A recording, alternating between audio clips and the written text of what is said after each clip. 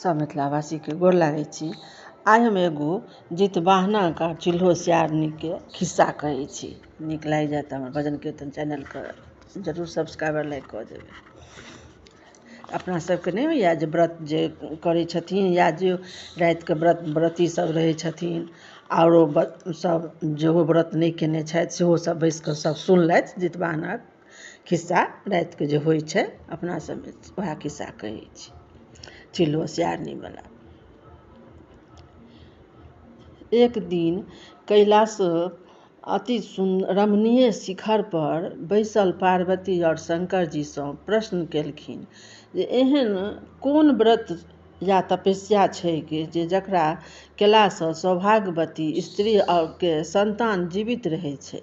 शंकर जी कहलखिन जे आश्विन कृष्ण अष्टमी तिथिके यदि स्त्री लोकनिक पुत्रके कामनासँ शालिवाहन राजक पुत्र जितवाहनक कुशल प्रतिमा बनाए और कलश जल में स्थापन कए और कलश के चारू भाग खूब सुशोभित कए और ओहि ठाम खादि खून पोखरि निर्माण कऽ एकटा पाकड़िक ठाढ़ि रोपि और ताहि पर गोबर के माटि के चूल्होरनी के आकृतिक बना और ठाढ़ि पर राखि देथिन और गिदरनीक आकृतिक बना के से ठाढ़ि के नीचा में राखि दुनू चूल्होरनी आकृतिक बना ठाढ़ि पर राखि देथिन आ गिदरनीक आकृतिक बना के नीचा में राखि देथिन। दुनू के माथ पर सिंदूर लगा फूल माला अक्षत धूप दीप नैवेद्य आदि सब युक्ति हुनकर पूजा कयल गेल। कयलासँ वंश के वृद्धि होइ छै आ पुत्रक जतेक ग्रह चक्र रहैत छै तकरा सँ मुक्ति भेट जाइ छै और संगे संगे सब प्रकार के मनोरथ पूरै छै।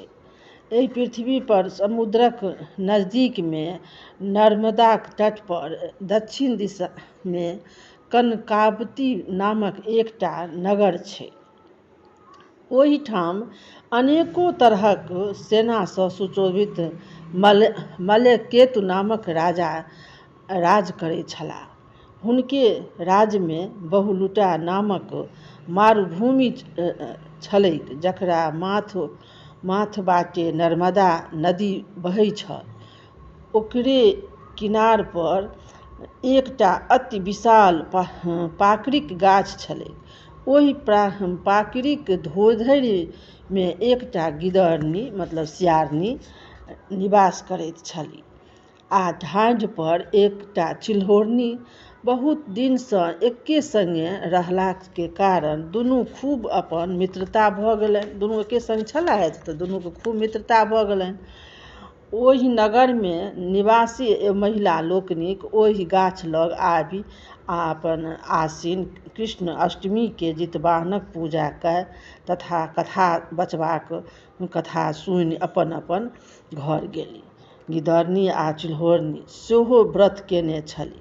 इहो लोकनिक अपन अपन कथा अपन सुनलथि अपन अपन घर गेली।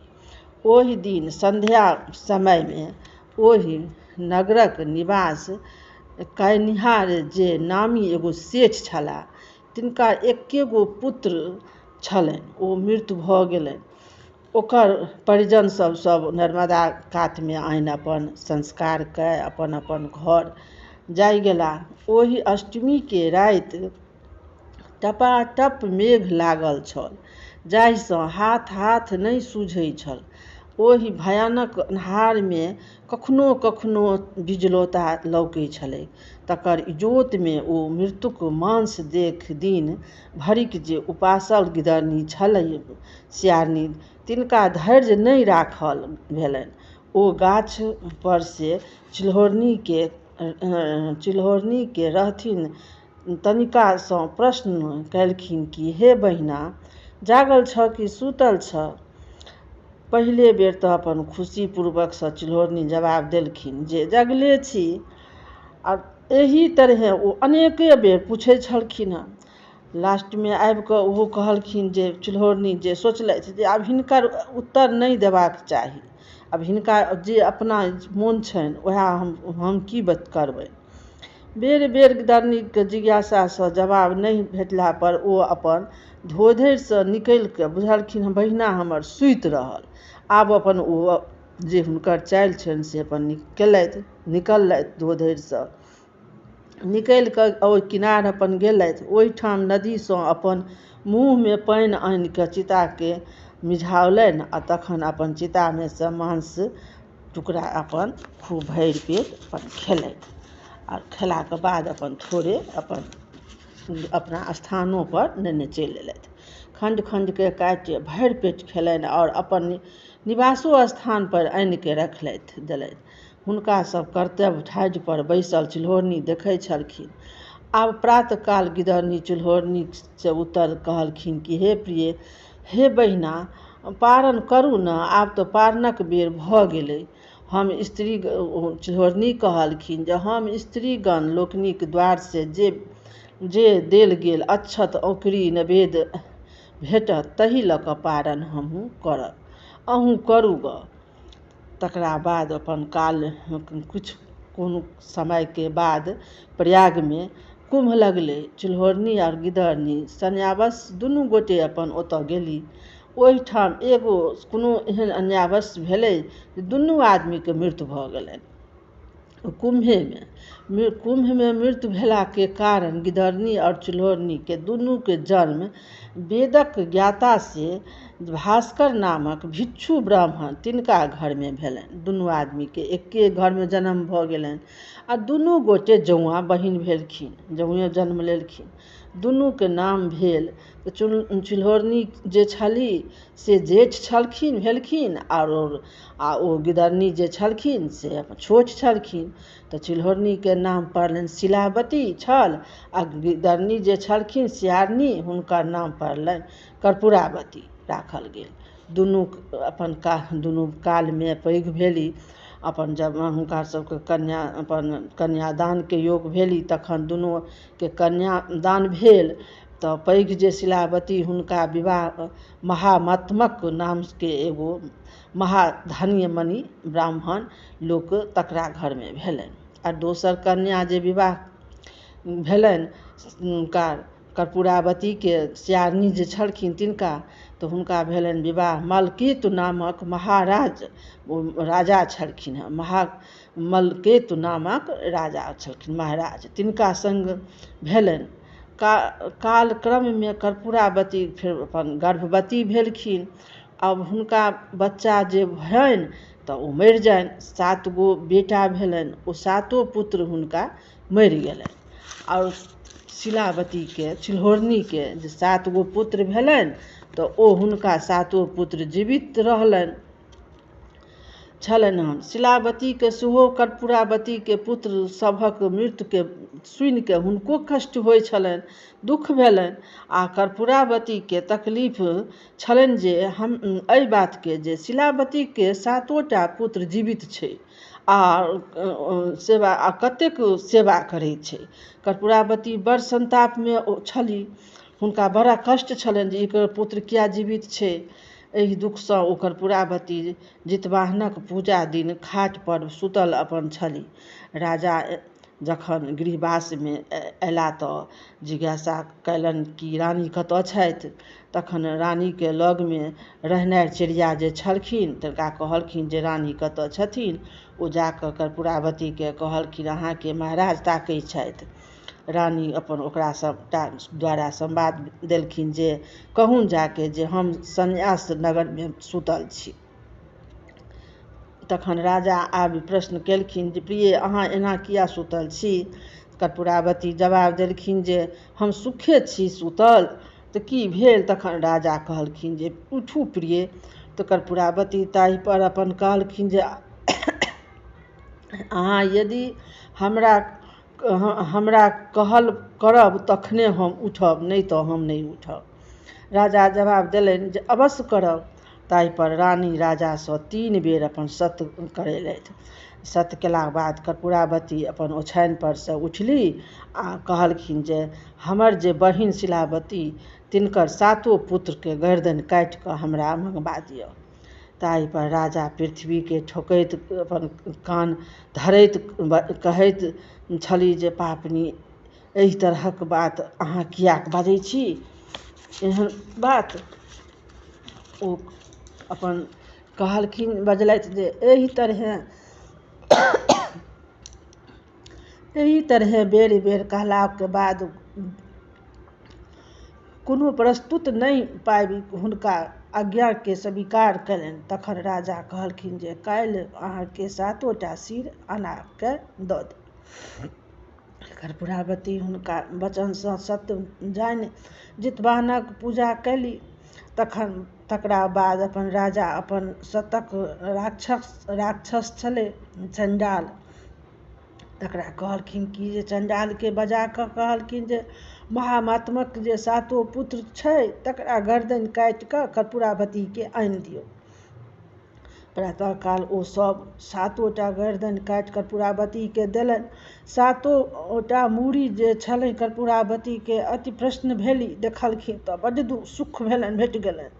कर्पूरावती ओ 7 टा मूड़ीके धो पियर कपड़ामे बान्हि 7 डालामे राखि अरदासीके शिलावतीके 7 पुतोहके पारणके लेल पठा देलखिन।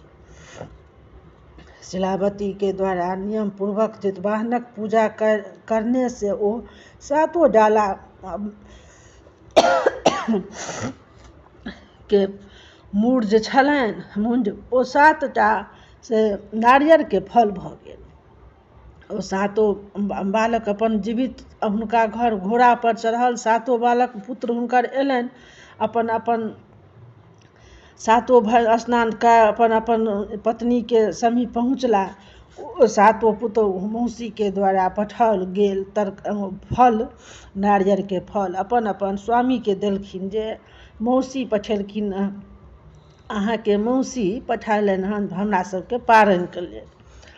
ओ अपन कर्पूरावती शिलावतीके 7 पुत्र वधूक शोक सुनबाक लेल उताहुल छली जे कखन हिनकर पुतोहु सब कनतै जे हम सुनब, प्रतीक्षामे बैसल छली।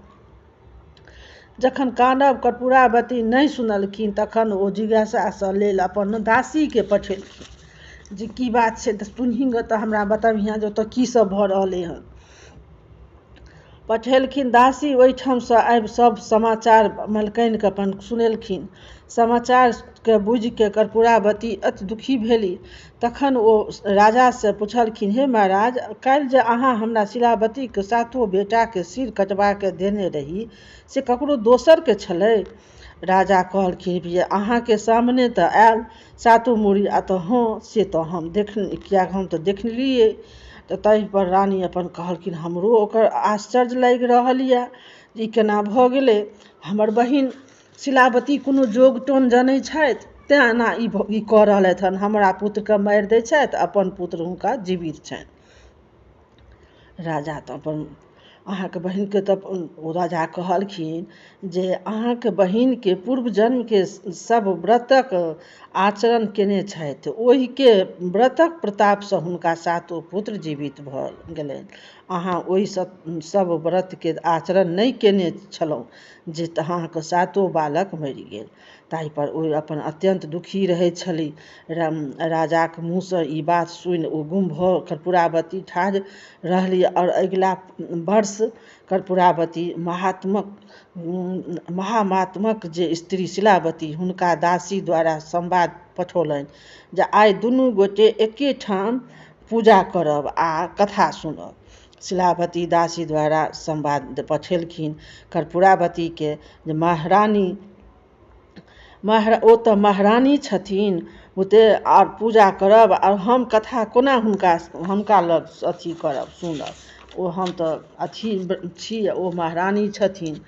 तऽ ओ दासी द्वारा आबिके रानीके कहलखिन। रानी दासी द्वारा कहलखिन हुनका 7 गोटे बालक छनि, ताहि पर गुमान चूर छथि कि? कर्पूरावती प्रातःकाल सङ्गे सङ्गे पारण करबाक ताहि लेल दासीके फेर पठौलखिन। दासी पुनः वापस आबि कहलखिन जे हम दुनू गोटे एके सङ्गे पारण नहि कऽ सकै छी कि? ई सुनि रानीके क्रोधसँ ठेकान नहि रहलनि। ओ खवासनी खरखरिया मंगा ओहि पर चढ़ि आओर पारण जतो सामग्री लए शिलावतीके ओहिठाम पहुँच गेली। ओहिठाम पहुँचलाके बाद शिलावती आदर सत्कार संगे लए अपन पैर धोलखिन, आसन बैसेलखिन, पुछलखिन बहिना एहिठाम अहाँ किया कोना अयलहुँ। कर्पूरावती कहलखिन अहाँके संग मिल हम पारण करबाक लेल अवश्य तैँ अयलहुँ हँ छी। तखन शिलावती कहलखिन हम अहाँके संग एकठाम पारण नहि करब, अहाँ तऽ राजाके राज भोग करू, हम तऽ आबो दुष्टता छोड़ू। कर्पूरावती तैयो थेथर जकाँ कहलखिन आइ हम अहाँके संगे मिलिके पारण करब। शिलावती ओहि वचनके सुनि जे आब ई मानता नहि अछि तऽ पारणक ओहि ओरियान ओहो अपन ओरियान केली आओर अहाँके हमरा संगे मिल अवश्य पारण करब। तखन कहलखिन जे पहिने अहाँ हमरा संगे नर्मदाके तीर तट पर चलू, दुनू गोटे ओतहि अपन पारण करब। शिलावती कर्पूरावती दुनू बहिन अपन एलखिन नर्मदाके तट पर मिलके अपन स्नान कहलथि पहिले स्नान करू। स्नान केलथि।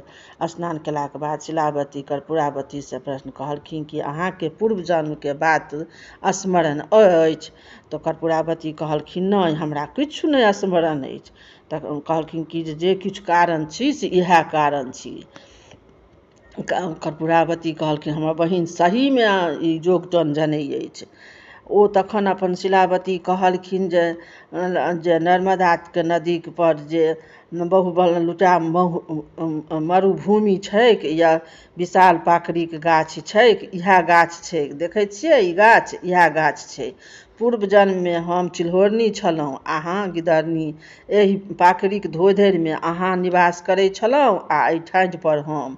एहिठामक एगो निवासी स्त्रीगण लोकनिक आबि कऽ जितवाहनक अपन पूजा कयलनि, ओकर कथा सुनलनि। हमहूँ अहाँ दुनू गोटे अपन व्रत केने रही, हुनके सभक लग आबि कऽ हमहूँ दुनू गोटे कथा सुनलहुँ। कथा सुनलाके बाद अपन अपन निवास स्थानपर जा कऽ रहलहुँ। ओहि दिन एगो नगरक जे धनव सेठ छलै तकर पुत्र देहान्त भऽ गेल छलै। ओ अपन वधू अपन बन्द कऽ कऽ संस्कार सब कऽ कऽ अपन घर चिता कऽ जरा कऽ अपन संस्कार दऽ कऽ चलि गेल छलथि। अहाँ अपन के नहि रहल गेल, रातिमे उठि कऽ अहाँ अयलहुँ आ अपन मुँहसँ चिताके मिझा कऽ हमरा बार बार कही तऽ हम एक बेर दू बेर अहाँके कहलहुँ जे सुतल जागल छी बहिन कि सुतल छी, तऽ कहलहुँ हम जगले छी। दू बेर चारि बेर जखन कहलहुँ तऽ हमहूँ अहाँके तकर बाद छोड़ि देलहुँ, अंठा देलियै हम। तहन अहाँ हमरा भेल जे अहाँके बहिना सुति रहल, आबि कऽ तहन अपन अहाँ मुँहसँ चिताके मिझा कऽ मांस अपन खूब भरि पेट खेलहुँ आ थोड़े अपन स्थानपर अनलहुँ। आब ओ कहलखिन जे ई केना हेतै, एकर प्रमाण किछु देखाउ, हम केना अहाँके बुझब ई अहाँ सत्य कहै छी। आब ओ जिद कऽ देलखिन कर्पूरावती, कहलखिन हमरा एकर कोनो प्रमाण देखाउ, हम तऽ ओना नहि बुझब जे अहाँ ई बात सत्य कहै छी से। कहलखिन ठीक छै तऽ प्रमाणो देखा दै छी। ओहिठुमा एगो अथी लेलखिन, खैरका लेलखिन, कहलखिन लिअ अहूँ दाँत खोधू आ हमहूँ दाँत खोदै छी। तऽ ओहो दाँत खोधलखिन शिलावती, तऽ हुनका मुँहसँ निकललनि खीरा, ओकरी, अक्षत, हिनका मुँहसँ निकललनि दाँत। आ ओ जे खोँटलखिन तऽ हुनका मुँहसँ मांसके टुकड़ी अयलनि। कहलखिन देखियौ इएह चीज अहाँ दुनू आदमीके अछि, हमरा मुँहसँ की निकलल हन, वएह खीरा औकरी सब अहाँके मांसके टुकड़ा, जे कारण छी से इएह कारण छी। अहाँ व्रत केने रही, अहाँ भग्न कऽ देलियै। ओहि जितवाहनक व्रतके भग्न केलासँ अहाँके एको गो पुत्र जीवित नहि रहल आ हम ओहि व्रतके अपन पूरा केलियै, खीरा औकरीसँ हुनकर पारण केलियनि। जखन सब केलखिन तखन तऽ हमर सातो पुत्रके अहाँ मारियो देलियनि तैयो जीवित भऽ गेला, जितवाहनक कृपासँ ओ जीवित भऽ गेला। तऽ इएह अहाँके चिल्हौरनी सियारनीके कथा छी। दुनू आदमी अपन ओ चिल्हौरनी जे छलखिन हन गिदरनी से कर्पूरावती ई सुनि कऽ हुनका तकलीफ भेलनि, कहलखिन आब हम मुँह देखबैके लायक नहि छी। ओ अपन ओहिठुमा धसि प्राण त्यागि लेलखिन। तहन शिलावती कहलखिन जे सहोदरा वध कऽ कऽ कोना हम जायब, तहन ओहो अपन प्राण त्यागि लेलखिन। दुनू बहिन अपन अपन प्राणके त्यागि लेलखिन। तऽ इएह व्रत कहल गेलै हन जे अपन जितवाहनक व्रतके खण्डित नहि करबाक चाही। जे पुत्र कामना करै छै तऽ ओ व्रतके खण्डित नहि करी आ सब मनोकामना पूर्ण होइ छै। केओ मरलोके बाद ओ पुत्रके कोनो पास अथी नहि होइ छै, ओ जीवित रहै छै। आब एखन राजसियारनीके घोचायल छलनि तऽ अपन हुनका उएह भेलनि। तऽ एहि दिनका कथा इएह होइ छै, चिल्हौरनी सियारनीके जितवाहनक सङ्गे सङ्गे हिनका दुनू गोटेके कथा इएह लोक सुनलक। तऽ नीक लागि जायत हमर ई चिल्हौरनी सियारनीके कथा तऽ हमर भजन कीर्तन चैनलके जरूर सब्सक्राइब आओर लाइक कऽ देबै। आओर जे किछु त्रुटि भेल होयत से क्षमा करब। जय जितवाहन महाराज की जय, मिथिलावासी की जय। जितवाहन महाराज सबके रक्षा करबै।